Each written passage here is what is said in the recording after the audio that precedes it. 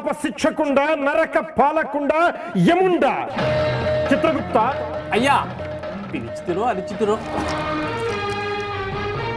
ఎవడి మానవుడు ఓ మాం ధిక్కరోసి నెగ్లిజెన్సీ చిత్రగుప్త ఇతగాడు చేసిన నేరమేమి యమధర్మరాజా 350 కోట్ల సంవత్సరాల పరిణామ క్రమంలో రకరకాల జంతు వృక్ష జలజాతులను వీడితోటి మానవులు కలిసి చంపుకు తింటున్నారు.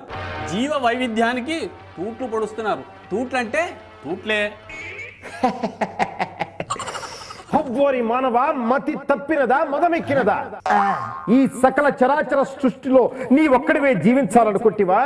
ఎంతటి ఉన్మాదం, ఎంతటి అహంకారం, ఎంతటి ఖండకావరం! అవునవును, చెట్లు నరికివేయడం వల్లను పరిశ్రమ కాలుష్యం వల్లను రోజుకి 200 జీవులు అంతరించిపోవడానికి కారణం వీడే ప్రభు.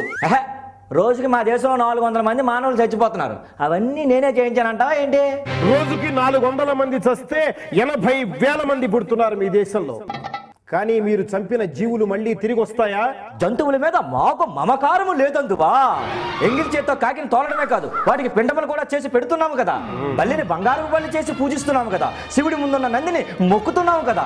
ఆఖరికి ఏగ మీద ఉన్న ప్రేమతో ఏగ సినిమా కూడా తీసాం. కానీ నువ్వేం చేస్తున్నావు? పెద్ద దున్నపోతకి ఊరేగుతూ జీవహింస చేస్తున్నావు. ఇదిగా నా మాటిని దున్నపోతను మార్చేసి ఆ బెంజికారెక్కి సుఖంగా ఉంటది. అది చిత్రగుప్త, వీడిని సలసల కాగే నూనెలో వేయించి కాకులకు గద్దలకు ఆహారముగా వేయము.